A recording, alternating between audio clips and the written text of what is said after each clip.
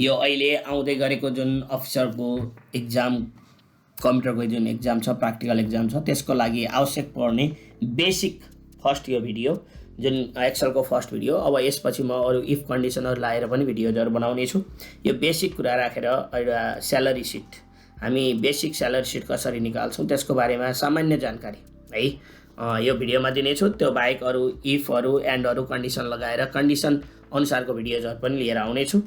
र यसमा क्राइटेरिया रहेको छ बोनस चाहिँ 20% बेसिक स्यालेरीको 20% बोनस, ट्याक्स चाहिँ हाम्रो बोनस र बेसिक स्यालेरीको 1% र यसमा स्यालेरी क्याल्कुलेट पनि गर्नु छ र नेट एउटा एभरेज स्यालेरी क्याल्कुलेट पनि गर्नु छ है। हो त्यसको लागि सबैभन्दा पहिला हामीले जहिले पनि बुझ्नुपर्ने कुरा के हो भन्दा एक्सेलमा जहिले पनि जब हामीले एक्सेलमा फर्मुला लेख्छौँ त्यो बेला सबैभन्दा पहिला बिर्सन नहुने कुरा इक्वल साइन लेख्नुपर्ने हुन्छ। इक्वल लेखेपछि बल्ल फर्मुला एक्टिभ हुन्छ। यदि इक्वल लेखेनौ भने त्यो फर्मुलाले काम गर्दैन, त्यो कुरा बुझ्नु पर्यो। सबैभन्दा पहिला एक्सेल जहिले पनि स्टार्ट केबाट हुन्छ इक्वल साइनबाट स्टार्ट हुन्छ। त्यही भएर इक्वल टु लेख्ने र मलाई बेसिक स्यालेरी भनेको छ। अब यो तपाईले सम्झिराख्नु पर्दैन, यसलाई क्लिक गर्दा हुन्छ। यहाँ C7 भनेर आयो, C भन्ने रोको 7 भन्ने के अरे C भन्ने कोलमको 7 भन्ने रोमा छ। यो सेल भनेको यो जुन सेल छ यो बेसिक स्यालेरीको जुन हरि सिक्देलको जुन बेसिक स्यालेरी लेखेको सेलको सेल एड्रेस भनेको के हो C7 हो। C कोलमको 7 रोमा छ भन्ने कुरा बुझ्नु। यसलाई इन्टु है अब हामीलाई के निकाल्नु छ यसको बेसिक स्यालेरीको कति पर्सेन्ट भनेको छ 20% भनेको छ। 20% गरेर इन्टर गर्नु भने बेसिक स्यालेरी आयो 28,000 को 20% को 5600 भयो।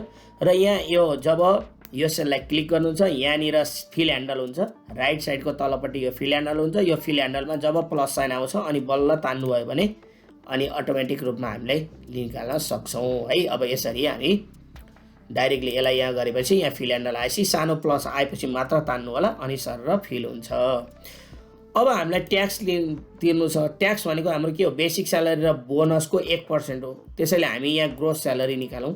एकचोटि ग्रोस स्यालेरी यहाँ एउटा इन्सर्ट गरौँ र यहाँ ग्रोस स्यालेरी लेखौँ GROSS ग्रोस स्यालेरी। अब यसलाई यहाँनिर गएर यो कोलमलाई बढाउँ ल।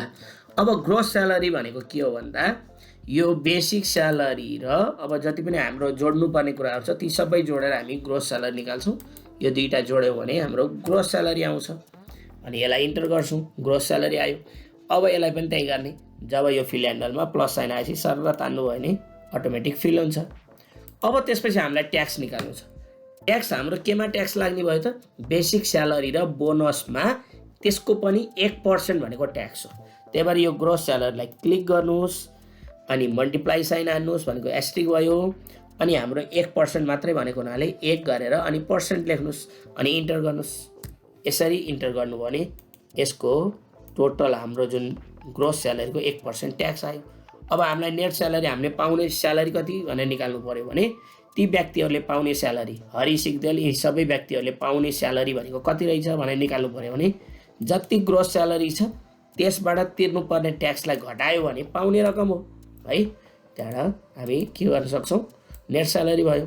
यसरी हामी नेट स्यालेरी निकाल्न सक्छौँ। अब होइन मलाई एभरेज स्यालेरी पनि चाहियो भने यहाँनिर एभरेज स्यालेरी अब हेर्नु है AVERAG एभरेज स्यालेरी। अब एभरेज स्यालेरी पनि निकाल्नु छ भने एभरेज स्यालेरी पनि निकाल्न सक्छौँ। एभरेज स्यालेरी निकाल्नको लागि सबैभन्दा पहिला के बुझ्नु भन्दा नर्मल्ली एभरेज स्यालेरी भनेको के हो त यो 5 जनाले पाउने स्यालेरीलाई टोटल गरेर डिभाइड बाइ 5 गर्यो भने सबैलाई बराबर भाग लाउँदा कति पर्ला भन्नु नै एभरेज स्यालेरी। त्यही भएर एभरेजको लागि एक्सेलमा सजिलो तरिका के छ भन्दा एभरेज भन्ने फङ्सन नै छ। हेर्नु त AVERAG एभरेज भन्ने फङ्सन नै छ। यसलाई क्लिक गर्ने एभरेज भन्ने फङ्सन छ is equal to AVERAG average. यसलाई क्लिक गर्नुहोस्। यो एभरेजलाई क्लिक गर्नुभयो भने यसरी ब्राकेट ओपन हुन्छ।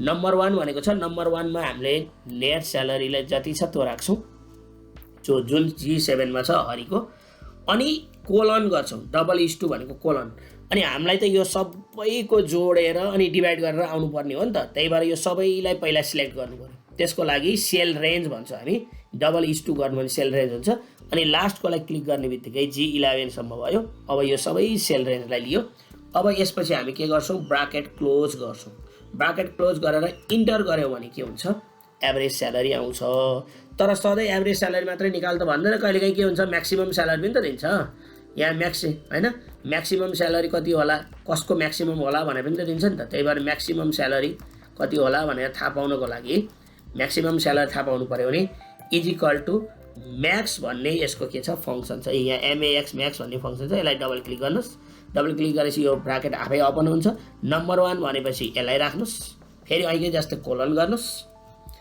अनि फेरि यो लास्टकोलाई क्लिक गर्नु भने सेल रेन्ज आउँछ यो मध्येमा सबैभन्दा म्याक्सिमम स्यालेरी कति हो त्यो पनि देखाउँछ हेर्नुस् म्याक्सिमम स्यालेरी भनेको 87912 87912 सबैभन्दा म्याक्सिमम स्यालेरी हो अब हैन मिनिमम स्यालेरी कति पाउँदो रहेछ भने निकाल्नु पर्यो मिनिमम कति रहेछ भने पनि त कहिलेकाहीँ जान्नु पर्ने हुन्छ नि त मिनिमम जान्नु पर्यो भने पनि फंक्सन युज गर्ने हो है मिनिमम स्यालेरीको लागि पनि फंक्सन युज गर्ने इक्वल टु गरिसकेपछि मिन भन्ने फंक्सन छ min भन्ने फंक्सन छ यो मिन भन्ने फंक्सनलाई डबल क्लिक गर्नुस् अनि यो सुरुकोलाई क्लिक गर्नुस् अनि डबल इस्टु गर्नुस् अनि यो अन्तिमकोलाई क्लिक गर्नुस् सेल रेन्ज आइहाल्यो अनि यसलाई इन्टर गर्नु भने मिनिमम स्यालेरी अनि त मिनिमम स्यालेरी यो मध्येमा सबैभन्दा मिनिमम भनेको 33264 छ यसरी हामीले सामान्य नर्मल है आज यो भिडियोमा चाहिँ नर्मल तपाईहरुलाई यो अब इफ कन्डिसनहरु राखेर एन्ड कन्डिसनहरु राखेर दुई तीनवटा कन्डिसन क्राइटेरियाहरु मिट गरेर अर्को भिडियो बनाइने छु यो भिडियोमा तपाईहरुलाई नर्मल स्यालेरी सिट कसरी तयार गर्न सकिन्छ जानेर एभरेज स्यालेरी कसरी निकाल्ने म्याक्सिमम स्यालेरी कसरी निकाल्ने मिनिमम स्यालेरी कसरी निकाल्ने त्यो बारेमा यस भिडियोमा जानकारी दिए अब तपाईहरुलाई यदि यो भिडियो मन परेमा साथीहरुमा शेयर गर्न नबिर्सनु होला सबैले राम्रोसँग एक्जाम दिनु होला र तपाईहरुको अरु भिडियोजहरु पनि म बनाइने छु भन्दै तपाईहरु माझबाट म बिदा हुन्छु हस्त नमस्ते सबैलाई गुड लक थ्यांक यू